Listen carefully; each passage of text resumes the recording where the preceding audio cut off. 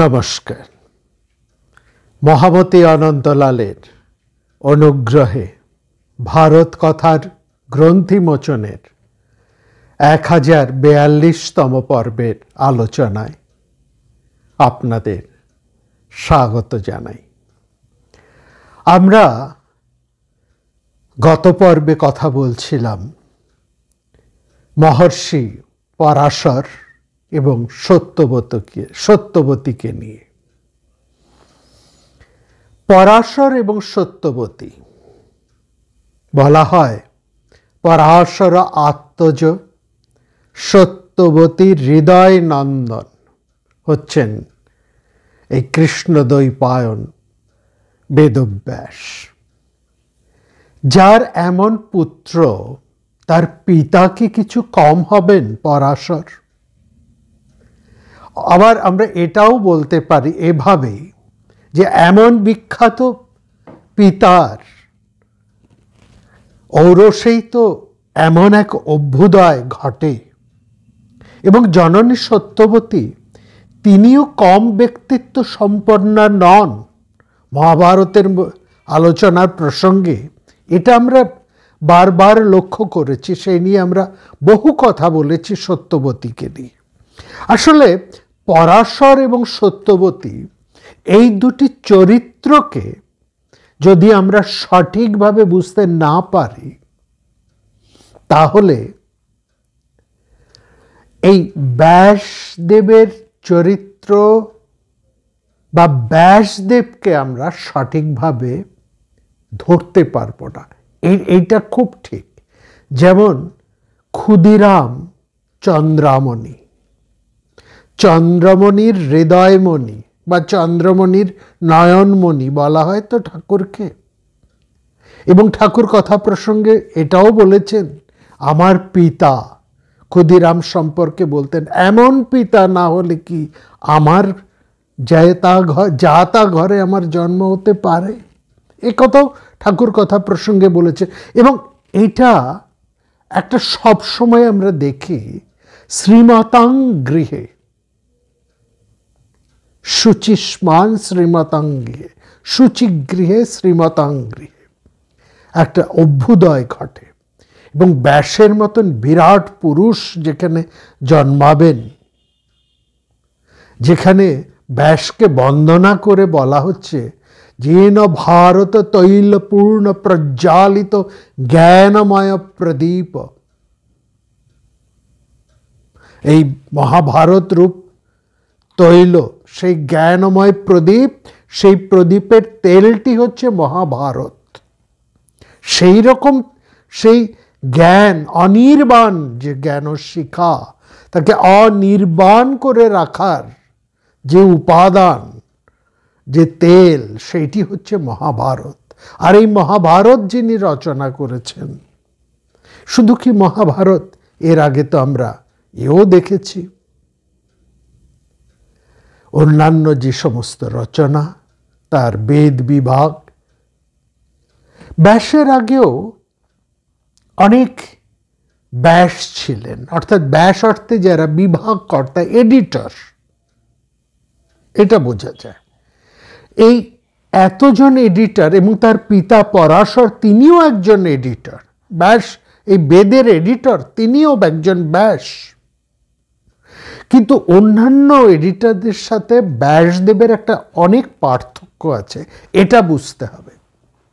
সেটা হচ্ছে ব্যাসদেব তিনি সাধারণ এডিটর নন, একেবারে বেদকে 4টি চমৎকারভাবে বিভাগ করেছেন। শুধু বিভাগ করেই তার কাজ শেষ হয়নি, তিনি তার যোগ্যতম শিষ্যদেরকে সেখানে নিযুক্ত করেছেন প্রত্যেকটি বেদকে ধরে রাখার জন্য, অর্থাৎ স্মৃতিতে ধরে রাখা।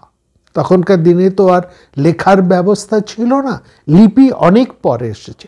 আর এই প্রসঙ্গে একটি কথা বলে রাখি আপনাদের, অনেকে জিজ্ঞেস করেছেন যে মহাভারত সেই সময় যে গণেশ লিখেছেন, সেই সময় কোন লিপিতে তিনি লিখেছিলেন। আমরা কথা বলি যে প্রথমত ব্যাসদেব যখন মহাভারত বলছেন তখন এটা স্মৃতিতেই ছিল, মানে সবাই এই বেদ থেকে আরম্ভ করে যাবতীয় যা কিছু স্মৃতিতে ধরে রাখতেন। পরবর্তী সময়ে লিপির ব্যাপারটা এসছে, লেখার ব্যাপারটা এসছে, এবং এটা মহাভারতের সময় এটা মোটামুটি চলে এসেছে। কোন লিপি? লিপি মানে এখানে এটা কখনোই এটা দাঁড়ায় না যে দেবনাগরী লিপি একমাত্র সংস্কৃতের লিপি, তা নয়। দেবনাগরী অতি সাম্প্রতিক কালে দেবনাগরী এসেছে, এটা আমরা আরেকটি পর্বে সময়ও বলেছি।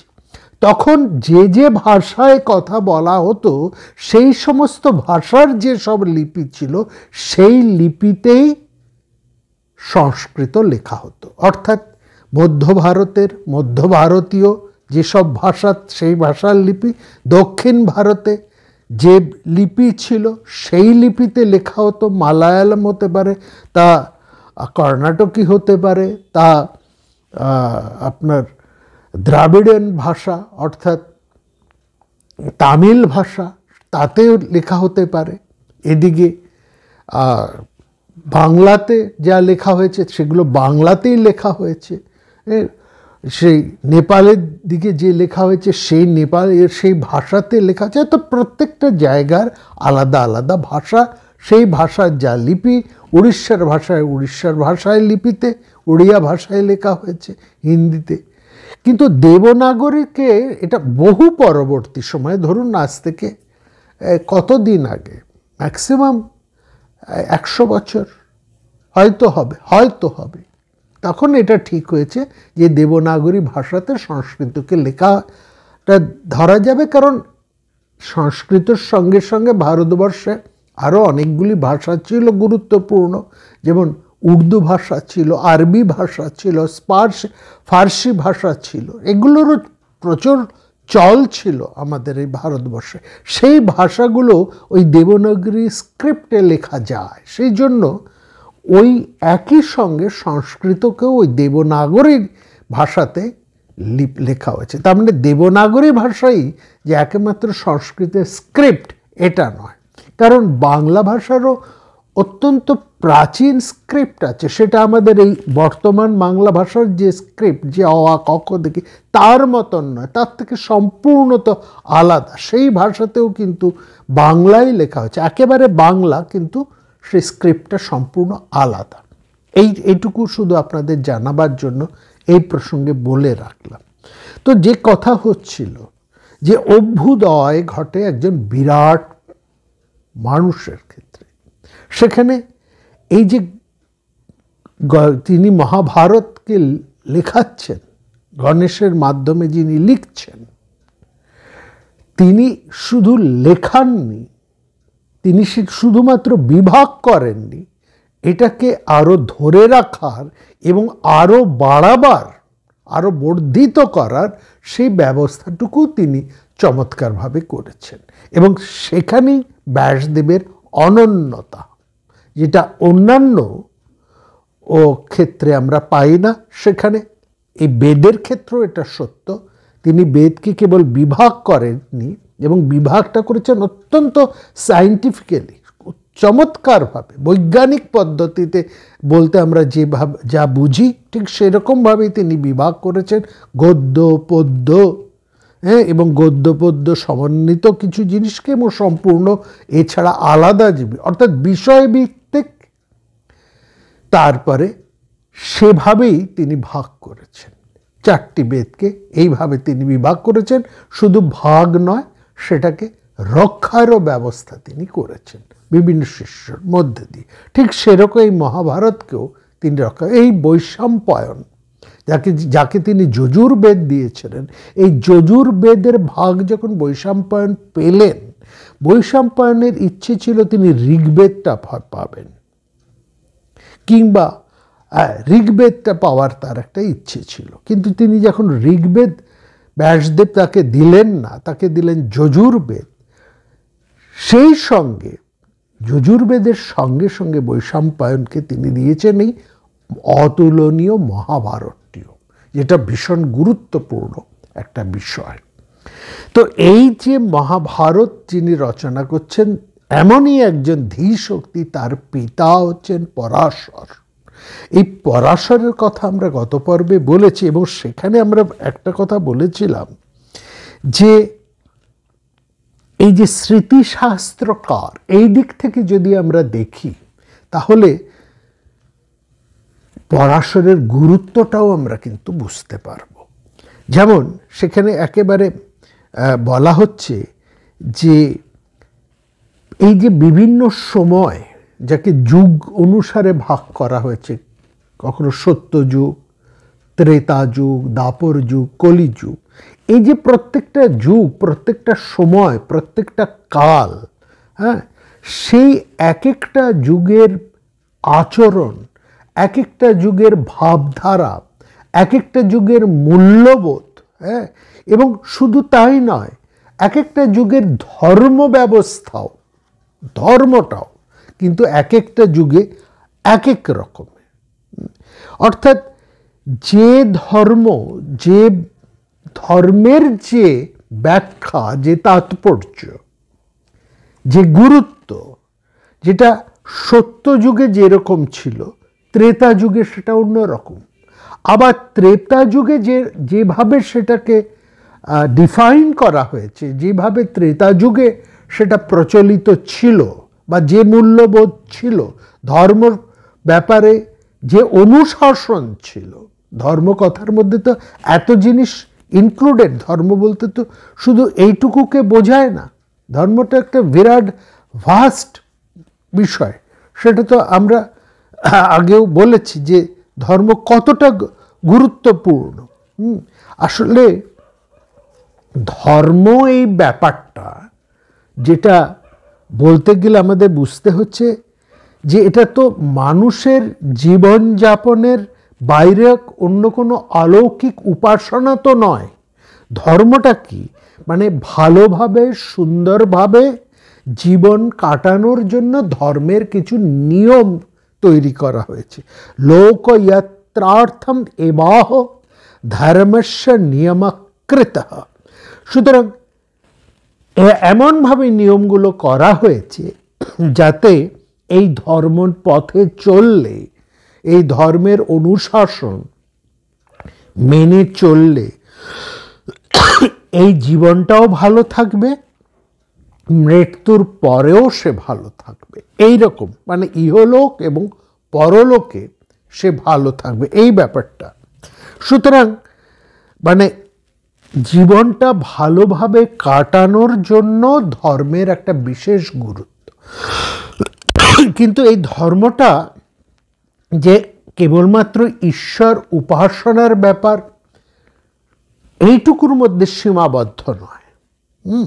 তার চাইতে অনেক বেশি, অনেক বেশি নীতি, নিয়ম, আচারের পরিসর। এটা আমাদের মাথায় রাখতে হবে। সুতরাং এই আচারের মধ্যেই ধর্মের প্রতিষ্ঠা। আচারের মধ্যে দিয়েই আমরা ধর্মটাকে সঠিকভাবে বুঝতে পারি, জানতে পারি। এবং সেখানে বলছে ধর্মস্য নিষ্ঠা তাচার, একেবারে মহাভারতের মধ্যে এই কথাটা বলছে। এই আচারটা, এই যে আচার বিচার, এই যে ব্যাপারটা, এটা তো আচার বলতে এটা ভাববেন না এই যে এটা আমাদের এই নিয়ম এইভাবে করতে হবে, ওইভাবে করতে হবে, হ্যাঁ, এই কোনো বাতিক এরকম কোনো ব্যাপার নয়। এই আচার্য হচ্ছে মানুষ অন্যের অন্যায়, অন্যের খারাপটা একজন মানুষ খুব ভালো বোঝে, কিন্তু নিজের অন্যায়, নিজের খারাপ, সেটা একেবারেই মানুষ বুঝতে চায় না। মানে একজন যে চোর, হ্যাঁ, সেও পুজো আচ্চা করে, সেও মন্দিরে যায়, ব্রত উপবাস করে, অথচ অন্যের টাকা পয়সা, অন্যের ধন সম্পত্তি, অন্যের সম্পদ গছিয়ে নিয়ে সে একটা মানসিক আনন্দ অনুভব করে ওর সাথে সাথে। কিন্তু লক্ষ্য করা, যেদিন তার সম্পদ, তার ধন যেদিন চুরি যায় সেদিন সে রাজার কাছে ছুটে আসে বিচার চাইবার জন্য। তাহলে এই মানে মানুষের মধ্যে এটা একটা প্রবৃত্তি যে নিজে যেটাকে অন্যায় নিজের ক্ষেত্রে হলে মনে করে, অন্যের ক্ষেত্রে সেটা করে সে একটা বড় আমোদ পায়। তাহলে যে নিজে অজস্র অন্যায় করছে সে অন্যকে দোষারোপ করবে কি করে? এটা তো করবার তার ক্ষমতা নেই। মহাভারত খুব চমৎকার একটা কথা বলছে এখানে, সেটা খুব মানে বেশ চমৎকারভাবে বলছে জন্যস্য উপপতি স কঙ্কিং বক্তুম আরহতি। বলছে যার অনেকগুলো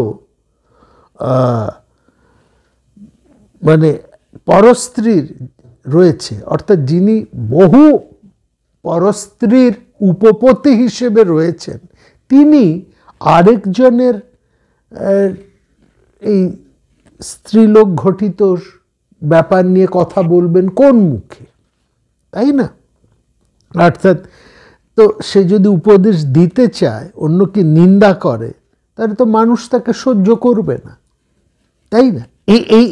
এইটাই হচ্ছে ধর্মের, ঠিক এইখানে হচ্ছে একটা ধর্মের গুরুত্ব। ধর্ম ঠিক এই জায়গাটাতেই রয়েছে।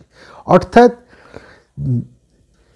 যা তুমি নিজের জীবনে ঘটাতে চাইবে না, যা তোমার জীবনে ঘটুক যেটা তুমি চাইবে না, সেটা তুমি অন্যের জীবনে ঘটিও না।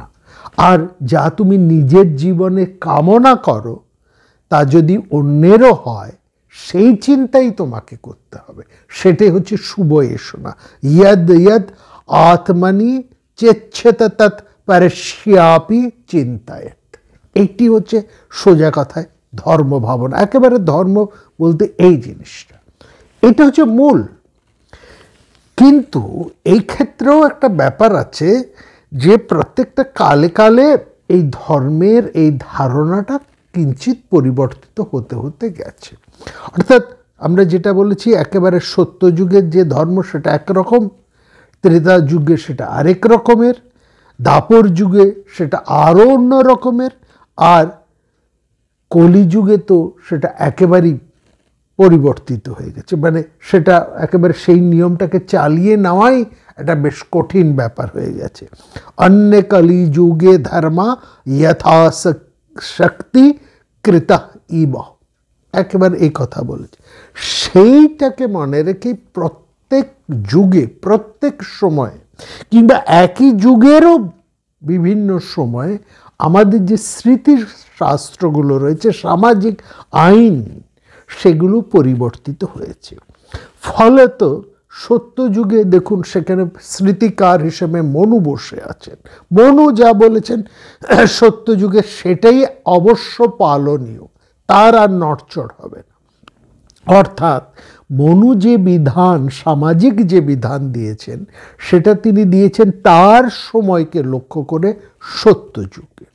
তবে হ্যাঁ, কিছু কিছু তার বিধানের মধ্যে এমন দূরদর্শিতা আছে, এমন কিছু বিধান আছে যেটা তার যুগ ছাপিয়ে যুগান্তকার, এই জন্য এদেরকে যুগান্তকারী বলা হয়।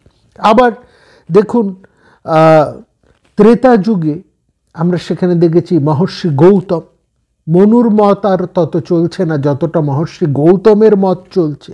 দাপর যুগে তখন মনু এবং গৌতমের মতো চলছে না, তখন সেখানে এসে গেছে শঙ্খ লিখিত। আর পরাশর তিনি হচ্ছেন এই কলিযুগের, কলিযুগে হচ্ছে পরাশরের মত। গত পর্বে আমরা বলেছি যে এই পরাশরের অভিমত উদ্ধার করেই তো ঈশ্বরচন্দ্র বিদ্যাসাগর বিবাহের যে মান্যতা সেটা প্রতিষ্ঠা করতে সক্ষম হয়েছিলেন।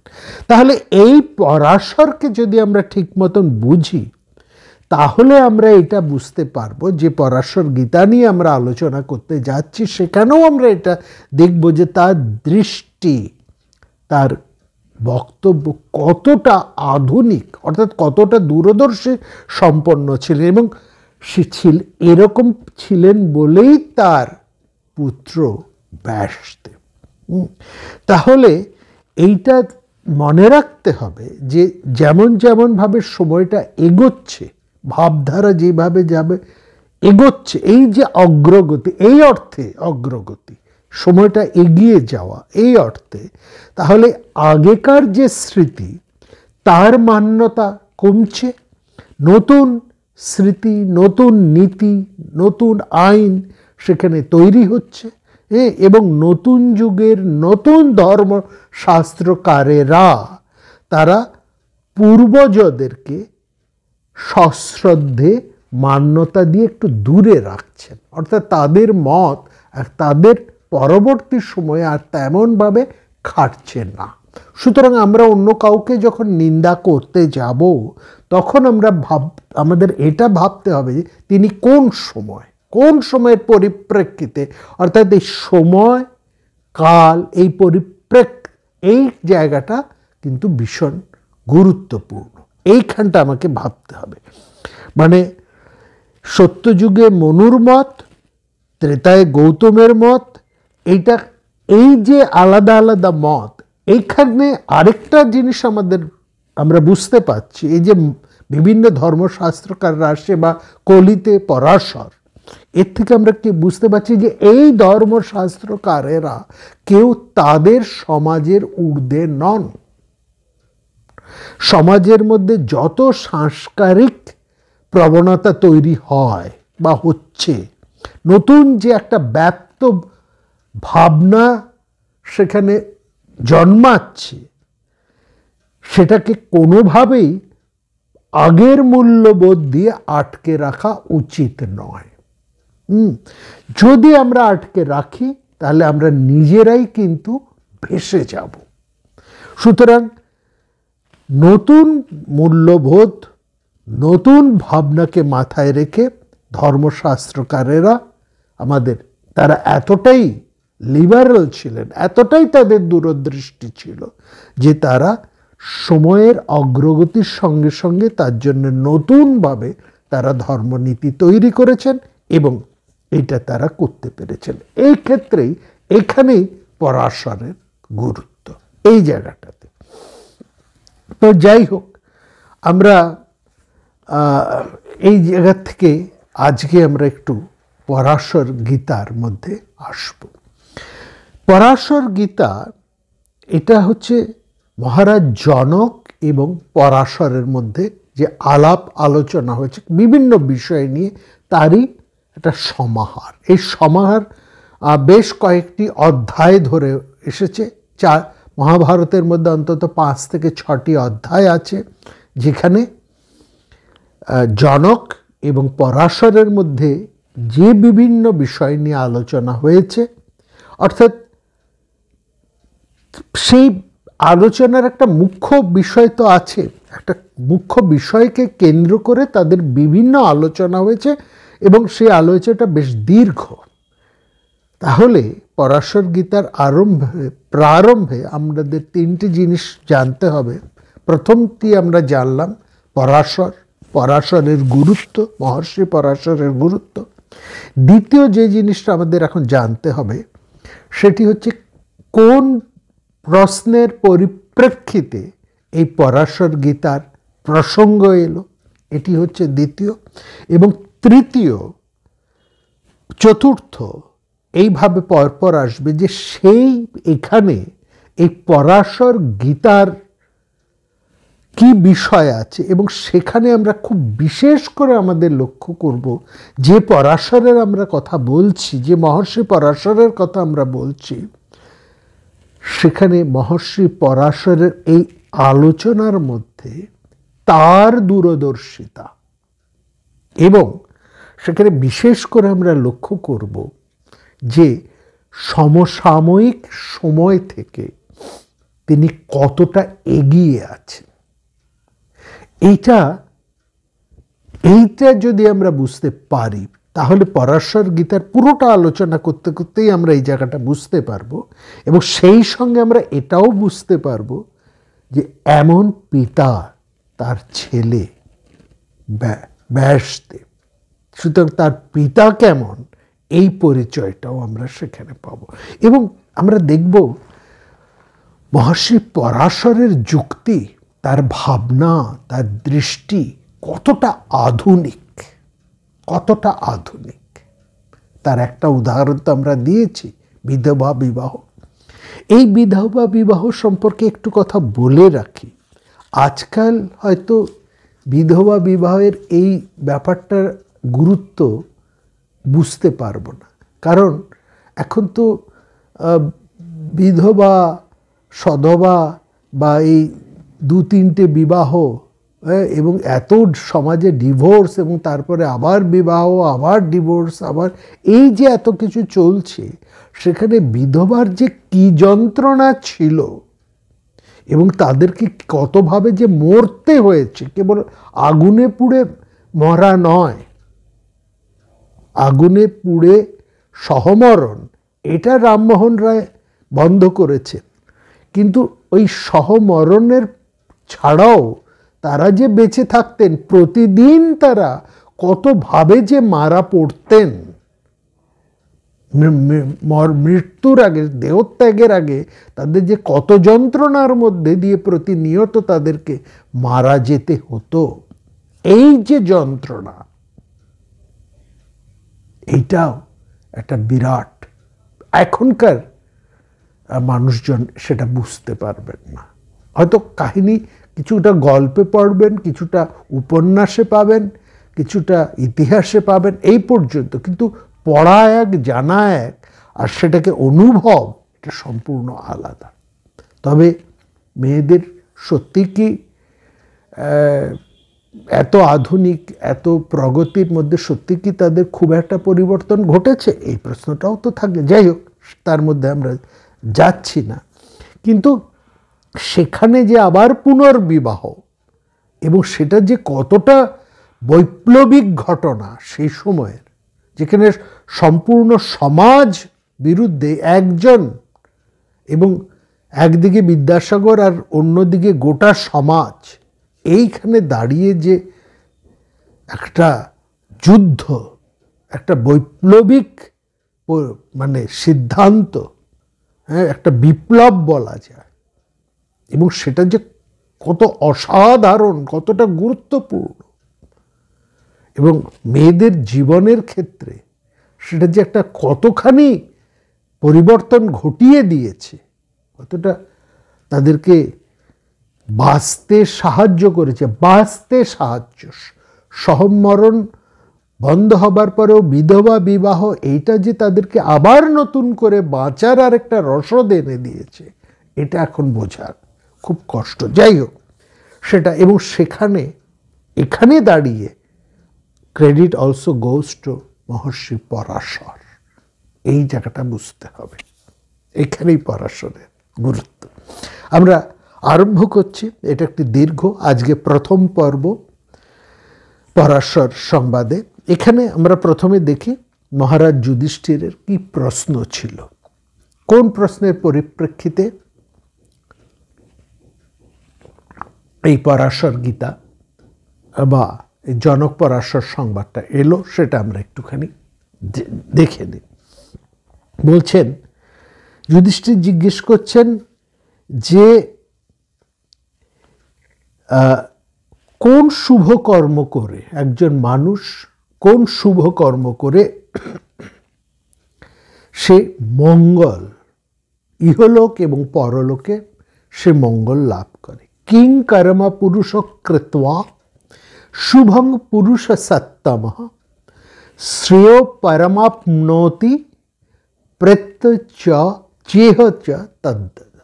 সেটাই আমাকে বলুন যে কোন শুভ কর্ম করে, কোন মঙ্গল কর্ম করলে, কোন ধরনের আচরণের মধ্যে দিয়ে একজন মানুষ ইহলোকে, মানে এবং এই জন্মে এবং মরণের পরেও সে পরম মঙ্গল লাভ করে। অর্থাৎ ঘুরে ফিরে সেই ধর্ম বা আচরণের কথাই, যেটা আমরা আজ শুরুতে বললাম, যে কোন আচরণ করে, ধর্ম তো তাই, যা আচরণ করে মানুষ এই জীবনে এবং মৃত্যুর পরেও সে একটা মঙ্গল, শুভ লাভ করতে পারে। এই শুভ মঙ্গল অনেকভাবে আসতে পারে। তার যশ, তার সমৃদ্ধি, তার কল্যাণ, তার সদ্ভাবনা, সদ্বৃত্তি, অনেক কিছু, এবং মোক্ষ পর্যন্ত এর অল ইনক্লুডস এর মধ্যে। সেখানে ভীষ্ম সরাসরি কোনো উত্তর দিলেন না। তিনি মহারাজ জনকের সাথে মহাত্মা পরাশরের যে আলোচনা হয়েছিল এবং একই প্রশ্ন, হ্যাঁ, সেটা বলেছিল। মানে মহারাজ জনক মহর্ষি পরাশরের কাছে ওই একই প্রশ্ন করেছিলেন। যুধিষ্ঠিরের প্রশ্ন আর জনকের প্রশ্ন এক। সমস্ত প্রাণীর ইহলোক ও পরলোকে কোন কাজ মঙ্গলজনক? কিং শ্রেয় সর্বভূতানাস্মিন লোকে পরত্র চ। এই একই প্রশ্ন করেছে, সেটাই তিনি বলছেন। এবং সেখানে পরিষ্কারভাবে আমরা দেখছি যে জনক এক কথায় তিনি তার উত্তরটা দিচ্ছে, একই কথা। পরে এটাকে তিনি এলোবারেট করবেন এবং এই যে তার বিস্তার, এই বিস্তারটা আমরা 4-5টি পর্বে, যেহেতু মহাভারতের মধ্যে এটা 5-6টি পর্ব আছে, আমরা 3-4টি পর্বে এর আলোচনার বিষয়গুলো, গুরুত্বপূর্ণ বিষয়গুলো আপনাদের কাছে তুলে ধরব। তিনি বলছেন, এক কথায় এর উত্তরটা তিনি প্রথমেই দিয়ে দিলেন। সেটা কি? অনুষ্ঠিত ধর্মই ইহলোক এবং পরলোকের মঙ্গলযোগ। অনুষ্ঠিত ধর্ম, ধর্ম এব কৃতঃ শ্রেয়ঃ নিলোকে পরত্র চ তস্মাদ্ধি পরমং নাস্তি যথা প্রাহুর মনীষিণঃ। অর্থাৎ জ্ঞানীরা যেরকম বলছে, যা তোমার কর্তব্য কর্ম, সোজা কথা হচ্ছে ধর্ম এব কৃতঃ, যা তোমার কর্তব্য কর্ম সেটাই তোমার ধর্ম। এখানে ধর্মের অর্থ হচ্ছে কর্তব্য। এবং মহাভারতের মধ্যে বারবার ধর্ম শব্দের গুরুত্বটাই কিন্তু কর্তব্যর সাথেই বিশদভাবে যুক্ত হয়েছে। যদিও ধর্মের মধ্যে শৃঙ্খলা আছে, এই শৃঙ্খলা রক্ষাও তো একটা কর্তব্য, রাজার কর্তব্য। শৃঙ্খলা থাকলে রাজার শৃঙ্খলা রক্ষা রাজার কর্তব্য, এই শৃঙ্খলাকে মেনে চলা রাষ্ট্রবাসীর কর্তব্য। সুতরাং কর্তব্য ব্যাপারটা কিন্তু সব জায়গার মধ্যে আসছে। ধর্মের যত পরিচয় আসুক না কেন, তার সবার সাথেই কিন্তু কর্তব্য ব্যাপারটা অঙ্গাঙ্গিভাবে জড়িত হয়ে যাচ্ছে। ধর্ম বলতে আমরা যা বুঝবো, এভরিথিং ইনক্লুডস, এবং তার সঙ্গে যিনি পালন করছেন এবং যিনি এটাকে রক্ষা করছেন, এই দুটি জায়গা। এই রক্ষা করা তার কর্তব্য, পালন করা আরেকজনের কর্তব্য। কর্তব্যটা হচ্ছে বিশেষ গুরুত্বপূর্ণ। এবং সেখানে বলছেন এই ধর্মটাকে অনুষ্ঠিত ধর্ম, যা তোমাকে করতে হবে, অনুষ্ঠান করব, যা তোমাকে অনুষ্ঠান করতে হবে, যেটা তুমি করবে সেটাই তোমার অনুষ্ঠানীয় কর্ম, সেটাই হচ্ছে কৃত। হ্যাঁ, ইহলোকে এবং পরলোকের জন্য ধর্ম এব কৃত শ্রেয় ইহলোকে। এই অনুষ্ঠিত যে ধর্ম, যে তোমার কর্তব্য, সেটাই তুমি যদি সঠিকভাবে পালন করো, সেটাই তোমার ইহলোক এবং পরলোকের জন্য মঙ্গলজনক। এই প্রশ্নই ছিল, তারই হচ্ছে এক কথায় উত্তর হচ্ছে তুমি তোমার ডিউটিটাকে ঠিকভাবে করো, তাহলেই তোমার সব মঙ্গল, সব সমৃদ্ধি, সব যশ, মোক্ষ থেকে আরম্ভ করে whatever you want, everything তুমি পাবে একমাত্র তোমার কর্তব্য কর্মের মধ্যে দিয়ে। এবং এই কর্তব্য কর্ম কোনটা? সেই কোনটা তোমার অনুষ্ঠেয় কর্ম? না, জ্ঞানীরা যা বলা হয়েছে, জ্ঞানীরা যা ঠিক করে দিয়েছে, অর্থাৎ সমাজের ধর্মশাস্ত্রকারেরা, সে সময়কার স্মৃতিশাস্ত্রকারেরা যে ধর্মকে নির্দিষ্ট করে দিয়েছেন, সেটাই তোমার কর্তব্য কর্ম। এবং এই ধর্ম অপেক্ষা উত্তম বস্তু আর কিছু নেই। এই কর্তব্য কর্ম পালন করা ছাড়া সংসারে আর কিছুই উত্তম নয়। দিস ইজ নাস্তি যথা প্রাহুর মনীষিণী, যা তস্মাদ্ধি পরমং নাস্তি যথা প্রাহুর মনীষিণঃ। একেবারে খুব ক্লিয়ার, পরিষ্কার। এটা সর্বকালের জন্য, সর্বলোকের জন্য সত্য, আগেকার জন্য, এখনকারের জন্য, আগামীর জন্য এবং সবার জন্য। ইট ইনক্লুডস এভরিওয়ান, কেউ এক্সক্লুডেড নয়, এবং সব সময়ের জন্য। দিস ইজ গুরুত্বপূর্ণ। তারপরে বলছেন যে মানুষ, এখানে বলছেন মানুষ এই ধর্ম পালন করে সে তার যে কর্মবিধি আছে সেগুলো পালন করে সে স্বর্গ পেতে পারে। আশ্রমীরা সেই ধর্ম থেকে নিজের কাজ করবে। এবার বলছে প্রত্যেকটা আশ্রমের ব্রহ্মচর্য, সেই সময় আশ্রমকে 4 ভাগে ভাগ করা গেছে, এখনও মোটামুটি আমরা সেটাকে ওইভাবেই ধরতে পারি।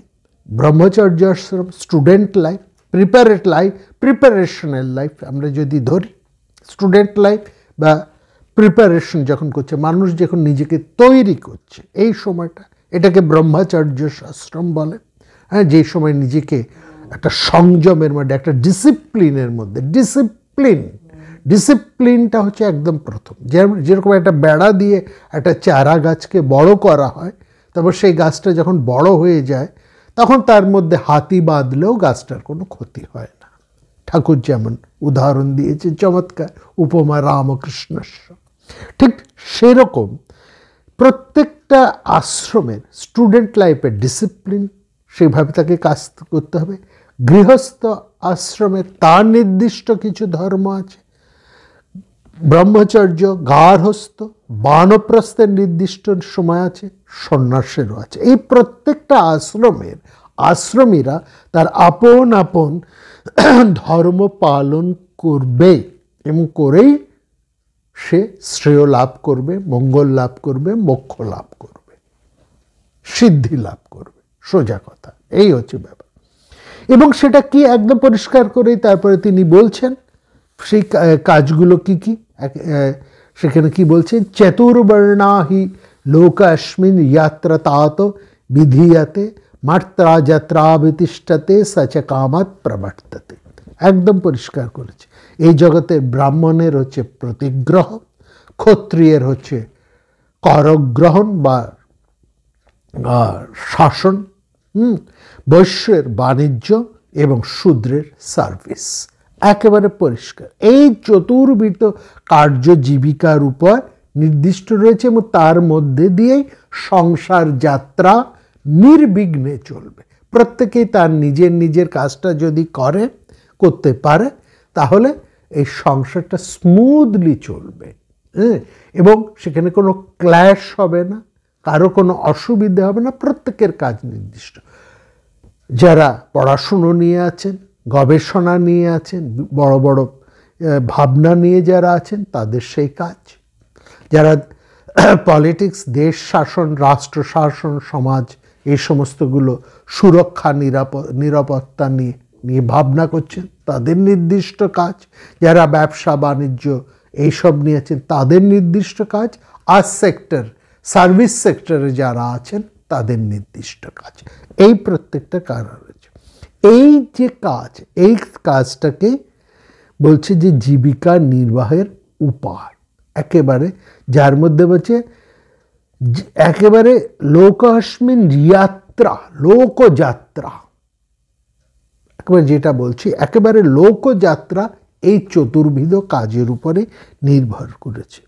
এবং প্রত্যেক মানুষ তারা এই কাজের মধ্যে দিয়ে পুণ্য বা পাপ, তারা ঠিক মতন কাজ করলে তাদের সুফল, এবং তারা যদি এর মধ্যে গোলমাল কাজ করে দ্যাট ইজ দেয়ার পাপ।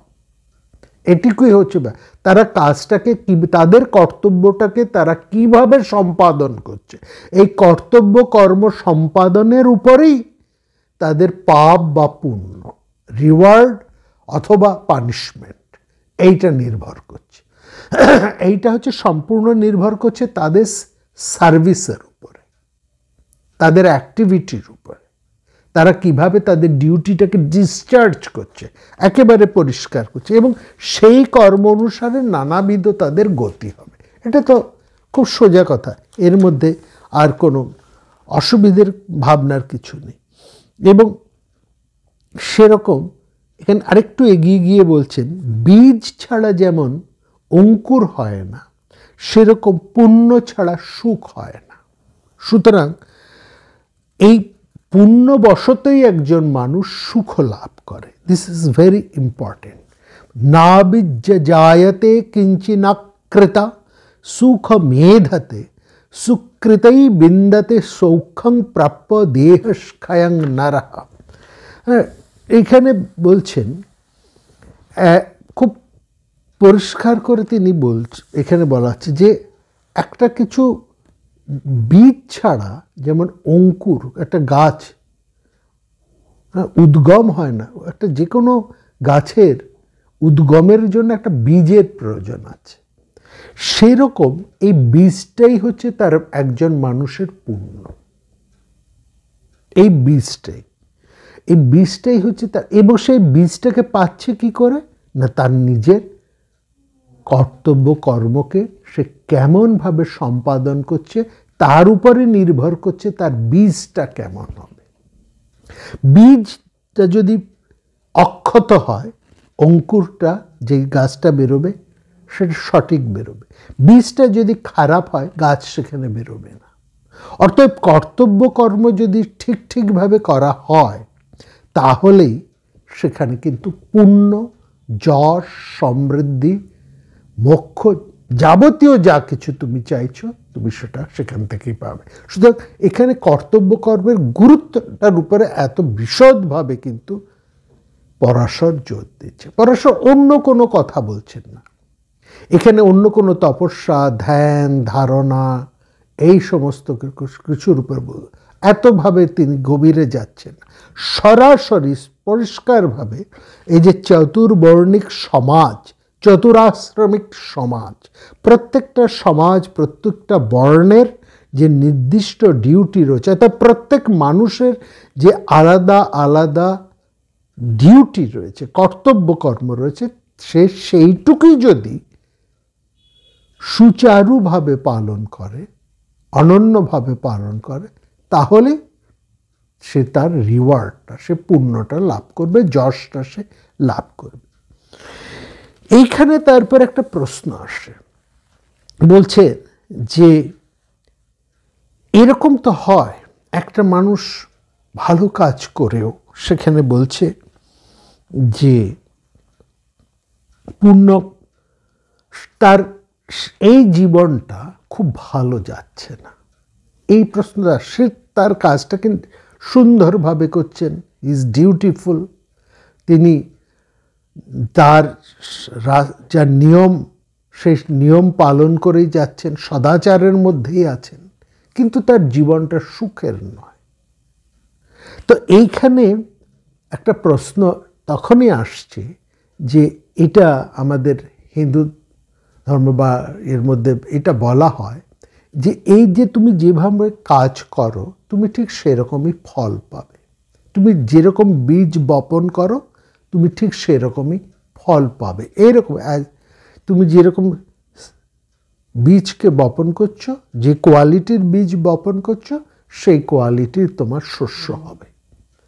তো ঠিক সেরকমই তুমি যেরকম কাজ করছো, সেরকমই তুমি ফল পাবে। কিন্তু সবসময় তো এটা দেখা যায় না। ভালো কাজ করলেই যে সে সবসময় ভালো ফল পাবে তা নয়। আবার সে খারাপ কাজ করেও সে মোটামুটি আমরা দেখি দিব্যি সে ভালো কাজ করে, ভালোই আছে, একেবারে তার কোনো ঝামেলা নেই, সুন্দর সে খারাপ কাজ করে ফাঁকি দিয়ে দুর্নীতির সাথে যুক্ত হয়ে সে দিব্যি তার জীবনটা কাটিয়ে দিয়ে গেল। এইখানেই আমাদের কিন্তু দৈব বা পূর্বকৃত কর্মের একটা প্রশ্ন আছে, উঠে আসছে আমাদের এখানে, যে এই সেই যে তুমি আগে কি কাজ করেছো, আগের জন্মের তোমার যে কাজ, পুরো আমাদের এখানে দুটো বিষয় চলে আসে। একটা হচ্ছে পূর্বজন্ম, এই সংস্কার, এই বিশ্বাস, এবং পূর্বজন্মের যে কাজ, সেই কাজের ফল এবং এটাকে মোটামুটিভাবে একটা দৈবকৃত বা পূর্বকৃত কর্ম বলা হয়। এখন যারা এটাকে বিশ্বাস করেন না, তারা বলেন এসব তো আমরা দেখি না, দৈবের অস্তিত্বটাও তো আমরা অনুমান করতে পারছি না, তাহলে এখানে মনে হচ্ছে যার যেমন স্বভাব সে সেই রকমভাবেই কাজ করা হয়। এর উত্তরে বলা হচ্ছে যে প্রত্যেক মানুষ তার সংস্কার নিয়ে কিন্তু জন্মায়। এখানে সংস্কার ব্যাপারটা চলে আসছে, অর্থাৎ প্রত্যেকটা মানুষ যে জন্মাচ্ছে তার যে কাজ যে যেভাবে করছে, সেখানে তার প্রত্যেকটা মানুষ তার একটা সংস্কার নিয়ে আসছে। সেই সংস্কারটা কী সেটা সে মনে করতে পারে না, সেটাকে সে স্মরণ করতে পারে না। প্রেতয়ন্তি কৃতং কর্ম ন স্মরন্তি সদা জনা। তার আগের কি কাজ করেছে, তার আগের জন্মটা কেমন ছিল, সে সেটা স্মরণ করতে পারে না, কিন্তু তার সংস্কারটা তার সাথে চলে আসে।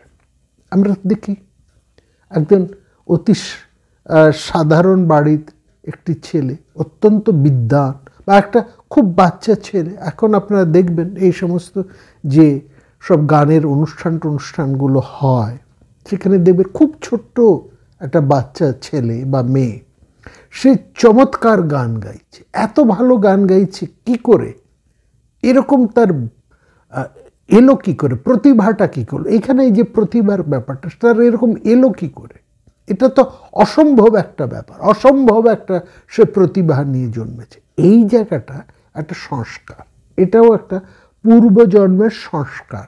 এই জন্য মনে হচ্ছে এই জন্মে সে এরকম একটা বিরাট নিয়ে এসেছে, প্রতিভা নিয়ে এসেছে।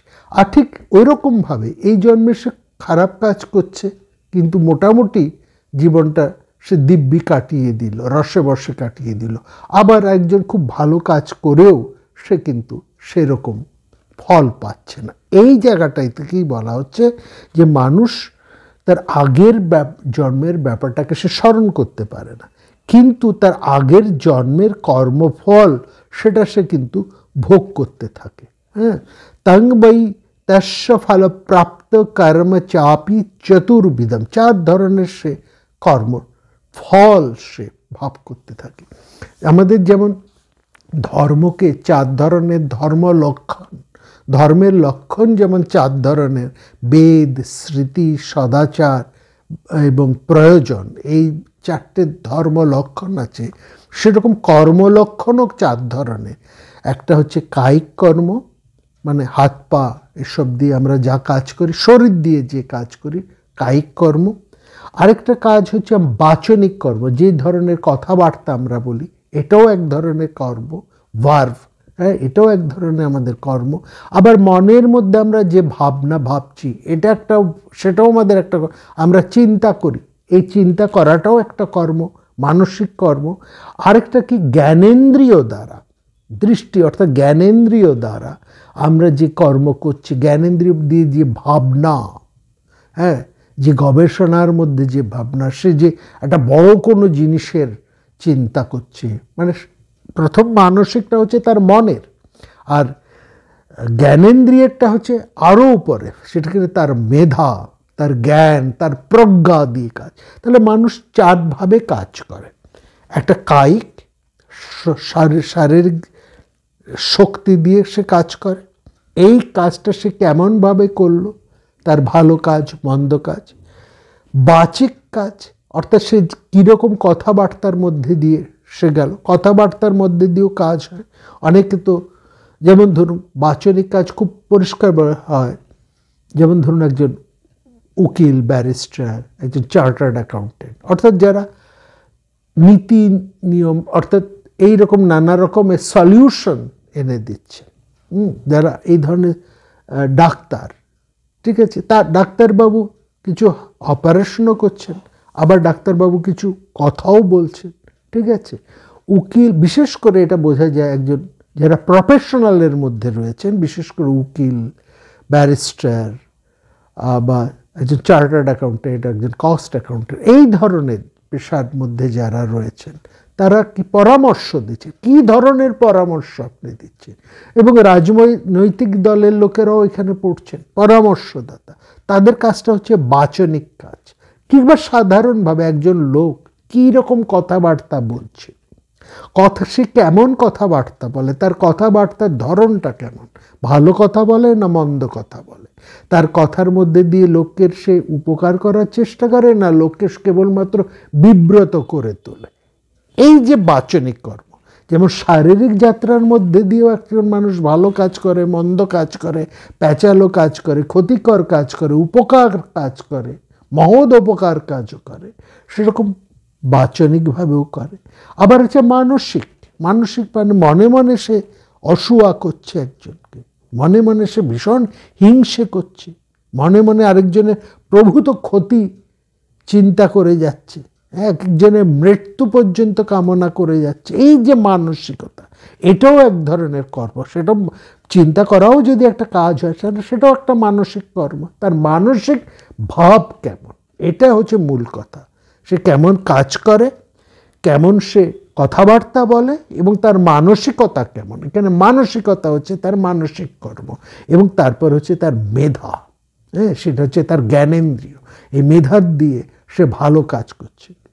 এই যেরকম আমরা একটা সাধারণ, খুব আমাদের সময় ছোট ছিল, একটা এসে প্রায় আসতো, সায়েন্স এটা কি আশীর্বাদ, মানে বিজ্ঞান আশীর্বাদ না অভিশাপ। অর্থাৎ এই যে বৈজ্ঞানিকেরা যা যা আবিষ্কার করছেন তাদের মেধা দিয়ে, তো তার ফলটা সমাজ কেমন, সমাজের পক্ষে সেটা আশীর্বাদ না অভিশাপ, এরকম তো হয়। মেধার কাজ দিয়ে সে কেমন করছে। সুতরাং এই চার ধরনের যে কাজ, এই চার ধরনের কাজের ফলও কিন্তু তার কাছে আসে। সেটা এই জন্মেও আসতে পারে, কিংবা পরব জন্মেও সে পরের বেশ কয়েকটি জন্ম ধরেও পাবে। এই বিশ্বাসও কিন্তু আমাদের মধ্যে, এই হিন্দু ধর্মের মধ্যে এই বিশ্বাসটা আছে। অর্থাৎ কর্মের ফল তুমি এই জন্মে নাও পেতে পারো, এই কর্মের ফলটা তুমি, সুতরাং তুমি ভালো কাজ করো। তার মূল উদ্দেশ্য হচ্ছে যে সবসময় তুমি ভালো কাজ করো, এর ফলটা তুমি যদি এই জন্মে নাও পাও, পরের জন্মে তুমি পাবে। এবং এই জন্মে যা কিছু তুমি দুঃখ ভোগ করছো, সেটা যে তোমার সবসময় এই জন্মের জন্য তা নয়। হয়তো আগের জন্মের কোনো সুফলের জন্য তুমি এই জন্মে ভালো ফল করছো, ভালো কিছু কাজ না করেও ভালো ফল পাচ্ছ, কিংবা খারাপ পাচ্ছ, সেটার জন্য তোমার পূর্বজন্ম। আর যে সংস্কার, এই যে সংস্কার নিয়ে আসে, এই সংস্কারটাকে মানুষ কিন্তু, যেমন তার কর্মের ফলটাকে মানুষ ভালো বা মন্দ কেমন হবে সেটা সে নিজে চেষ্টা করে ভালো করতে পারে। অর্থাৎ সে জানে আমি যদি ভালো কাজ করি, এই জন্মে না হোক পরজন্মে আমি ভালো ফল পাবো। অর্থাৎ কর্মের ফলটাকে শুভ ফল, এইটা সে তৈরি করে নিতে পারে। এটা তৈরি করাটা তার হাতের খানিকটা আছে। ফল সে এখন পাবে কি পরে পাবে, সেটা হচ্ছে বড় কথা। নয়, মানে সেটা বড় কথা নয়, সেটা তুমি এই জন্মেও পেতে পারো, পরের জন্মেও পেতে পারো, দ্যাট ডাজন্ট ম্যাটার। কিন্তু যে ফলটা, সেই ফলটাকে তুমি তোমার মতন করে তুমি তৈরি করে নিতে পারো, ভালো ফল বা মন্দ ফল। সেরকম তোমার সংস্কারটাকেও তুমি পরিবর্তন করে নিতে পারো। তুমি যদি ভালো চিন্তা করো, ভালো সৎসঙ্গের মধ্যে যদি থাকো, শুভ কর্ম যদি করো, শুভ অনুধ্যান যদি তুমি করো, ভালো ভালো করো, তাহলে এই সময় তুমি যতটুকু ভালো করলে, অর্থাৎ যতটুকু তোমার প্রোগ্রেস হলো, সেটা কিন্তু নষ্ট হবে না। পরের জন্মে, বলা হয় পরের জন্মে তুমি ঠিক সেই লেভেল থেকে আবার কাজ শুরু করবে। এই হচ্ছে ব্যাপার। সেটাই এখানে বলছে যে এই যে কাজ করবার ব্যাপারটা আছে,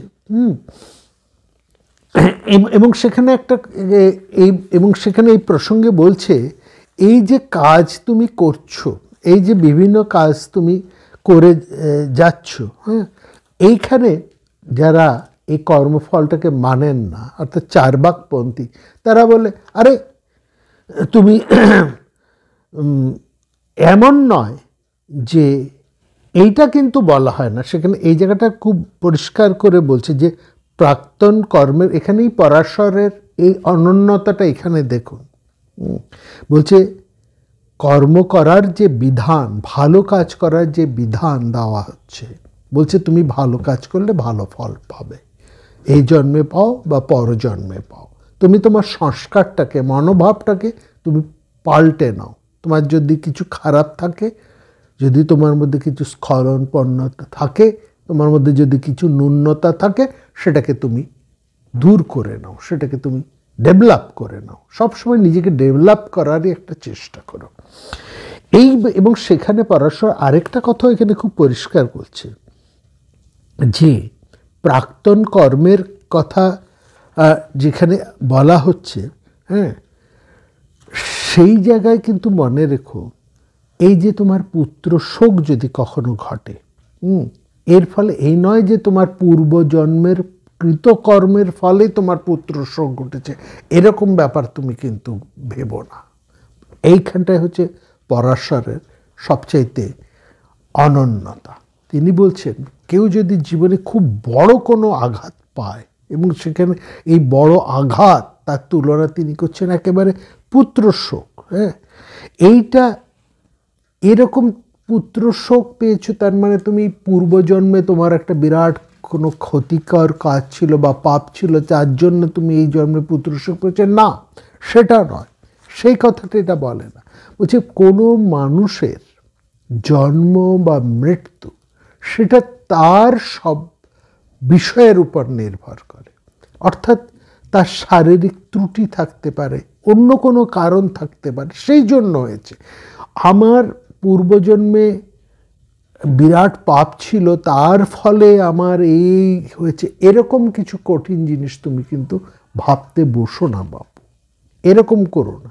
পরাশর এই জায়গাটাও বলছে, অর্থাৎ তিনি যেমন এটাও বলছেন যে তোমার সংস্কারটা পূর্বজন্ম থেকে নিয়ে আসা, কর্মফলও কিছু পূর্বজন্ম থেকে নিয়ে আসা, এটা যেমন ঠিক, তার সঙ্গে এটাও ভরে তুমি ডিপ্রেসড হবে না, অবসাদগ্রস্ত হবে না, নিজেকে পাপী ভেবে বা অন্য অবসাদে তুমি একেবারে ভেঙে পড়বে না যে আগের জন্য তুমি বিরাট কিছু কাজ করেছো যার জন্য, খারাপ কাজ করেছো যার জন্য তোমাকে এত বড় কোনো ক্ষতি হয়ে গেল, না।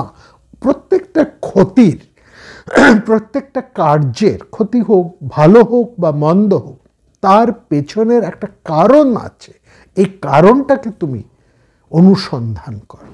এইটাও কিন্তু পরাশরের একটা অনন্যতা। তিনি একেবারেই পূর্বজন্মের ব্যাপারের উপরে সবটাকে কিন্তু ফেলে দেননি, এই জায়গাটা ভাবা। তিনি এটাও বলছেন প্রত্যেকটা কাজের পেছনে একটা কারণ আছে, প্রত্যেকটা যে ঘটনা ঘটছে তার পেছনেও একটা কিন্তু কোনো নিমিত্ত বা কারণ আছে। এই নিমিত্ত বা কারণটাকে অনুসন্ধান, বা you must be a logical, illogical নয়। অর্থাৎ সব কিছু দৈবের উপরে চাপিয়ে দিয়ে চলতে যেও না বাপু।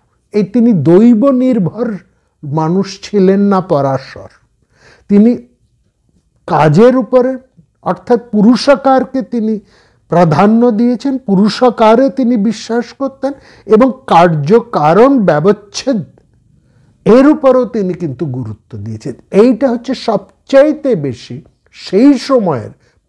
আজকে ভেবে দেখুন পরাশর কোন সময়ের মানুষ, কোন কালের মানুষ, কোন সমাজের মানুষ, সেই সময়ের চিন্তা ভাবনা থেকে পরাশর কতটা এগিয়ে আছেন। তখন তিনি কিন্তু এই কথাটা মানুষকে বলছেন, একেবারে পরিষ্কার করে তিনি পুরুষাকারের পক্ষে কথা বলছেন এবং প্রত্যেকটা বিষয়কে, প্রত্যেকটা কাজকে পুঙ্খানুপুঙ্খভাবে বিচার বিশ্লেষণ করে তারপরে ভাবতে বলেছেন। যেমন তিনি ওই দুটোকেও সমর্থন করছেন, হ্যাঁ, সংস্কারকেও তিনি যেমন গুরুত্ব দিচ্ছেন, আগের জন্মের ফলকেও তিনি যেমন গুরুত্ব দিচ্ছেন, এবং কিন্তু মনে রাখবেন তিনি কিন্তু একেবারেই দৈববাদী বা দৈব নির্ভর নন। তার মধ্যে পুরুষকারের ভাবনা, ন্যায়ের ভাবনা, বিচারের ভাবনা, এটা কতখানি গুরুত্বপূর্ণ, সেই দিক থেকে পরাশর অন্যান্য স্মৃতিকারদের থেকে বা তার সমসাময়িক সময়ের থেকে তিনি কতটা বেশি এগিয়ে আছেন। এতটা এগিয়ে থাকা মানুষ তিনি কতটা সাহসী, এটাও ভাবতে হবে। কতটা যুক্তিবাদী, কতটা সাহসী, এবং তার দৃষ্টি কত উন্নত, কত প্রশস্ত, সেটাও বিচার করা। This is the unique. এবং সেখানে তিনি একেবারে পরিষ্কার করে বলছেন, চক্ষুষা মনসা বাচা কর্মণা চ চতুর্বিধম কুরুতে যাদৃশং কর্মং তাদৃশং প্রতিপদ্যতে। একদম পরিষ্কার, এর মধ্যে কোনো সংশয় নেই। কি বলছেন? চক্ষুষা মনসা বাচা কর্মণা চ চতুর্বিধম। একদম বলছি, একজন মানুষ তার চক্ষুষা, চক্ষু মানে তার জ্ঞানেন্দ্রিয়, ওই যে জ্ঞানেন্দ্রিয়ের কথা আমরা বলছি, জ্ঞানেন্দ্রিয় দিয়ে, মন দিয়ে, বাক্য দিয়ে এবং কর্মের মাধ্যমে যে চতুর্বিধ যেমন যেমন কাজ সে করে, ঠিক তেমন তেমন কাজেরই সে ফল পায়। দিস ইজ পরিষ্কার, যেমন কর্ম তেমন ফল। This is very important. এবং সেখানে পরিষ্কার করে তিনি বলছেন, হ্যাঁ, জনককে সম্বোধন করে বলছেন, রাজা পুণ্যই হোক কিংবা পাপই হোক, তার ফল মানে সুখ বা দুঃখ অবিরতভাবে এবং মিশ্রিতভাবে মানুষ ভোগ করে। ভোগ ব্যতীত কর্মক্ষয় হয় না। কর্মক্ষয় একমাত্র হয় কর্মফল ভোগ করে। নিরন্তরঞ্চ মিশ্রঞ্চ লভতে কর্ম পার্থিব কল্যাণং यदि বা পাপং। ভালোই হোক বা মন্দই হোক, না তো নাশস্য বিদ্যতে। একেবারে খুব পরিষ্কার করে তিনি বলছেন। এবং তারপরেই বলছেন, সংসার সাগরে মগ্ন মানুষের যে পর্যন্ত দুঃখ ক্ষয় হয়, তারপরে তার কিন্তু পুণ্য একেবারে অবকৃত। অর্থাৎ তোমার যতটুকু ভোগ করা, যন্ত্রণা ভোগ করা যতটুকু আছে, সেটুকু তোমাকে ভোগ করতেই হবে। যেমন তুমি, এবং সেই ভোগটা কিসের উপর নির্ভর করছে না, যেমন কাজ তুমি করে এসছো। এবং এই কাজটা কেমন? শুধু হাতের কাজ নয়, শুধু হাতে তুমি দিয়ে করছো, শরীর দিয়ে যে কাজ নয়, মনে মনে যে কাজটা করে এসছো, মনে মনে তোমার মানসিকতার উপরেও কিন্তু তোমার কর্মফল নির্ভর করবে। তোমার মেধার দ্বারা যে কাজ করেছো তার উপরেও তুমি কর্মফল লাভ করবে। কেবল আমি চুরি করলাম না, হ্যাঁ, আমি খুব হরিনাম করলাম, কিন্তু আমার মনটা ছিল অন্য খারাপ দিকে, তার ফলটা তুমি ভোগ করবে। সুতরাং এই চতুর্বিধ জ্ঞানেন্দ্রিয়, মন, বাক্য এবং কর্ম দ্বারা যে চতুর্বিধের উপরে কাজ যা করে, তার ফল কিন্তু মানুষ সেটা সে ভোগ করে। সেখানে তিনি তারপরে খুব পরিষ্কার করে বলছেন, যেটা আমরা সবাই জানি, ইন্দ্রিয় দমন, ক্ষমা, ধৈর্য, তেজ, সন্তোষ, সত্যবাদিতা, লজ্জা, অহিংসা, ব্যসন, ত্যাগ ও দক্ষতা, এইগুলো যদি কোনো মানুষের থাকে তাহলে সে শুভ হবে, সেটা তার পক্ষে মঙ্গল আনবে। দামাস, ক্ষমা, ধৃতি, তেজ, সন্তোষ, সত্যবাদিতা, রি, হিংসার ব্যাস, নীতা, দাক্ষসখ্যেতি, সুখাবাহা। এর ব্যাখ্যা নিষ্প্রয়োজন, এটা আমরা জানি। সুতরাং মানুষ বলছে, একজন মানুষ, তারপরেই বলছেন, সে দুঃখের মধ্যেও, কষ্টের মধ্যেও সে কিন্তু তার ধর্ম, তার কর্তব্য কর্ম থেকে সে যেন সরে আসবে না। সংসারে ভালো মন্দ দুরকম সময়ই তার আসবে, ভালো আসবে, মন্দ আসবে, যেমনই তার অবস্থা হোক না কেন, যেমনই প্রাপ্তি তার ঘটুক না কেন, সুখে বা দুঃখে, বা তার কর্তব্য কর্মটা সে যেন অবিচলভাবে পালন করে আসে। এটাই হচ্ছে, মানে একজন বিচক্ষণ মানুষ সেটি কর্মটাই সবসময় করবে। এই হচ্ছে প্রাথমিক কথা। এখানে শেষ হয়নি, আরও কিছু এই প্রসঙ্গে গুরুত্বপূর্ণ কথা তিনি বলছেন। আসবো আগামী পর্বে। ভালো থাকবেন সবাই।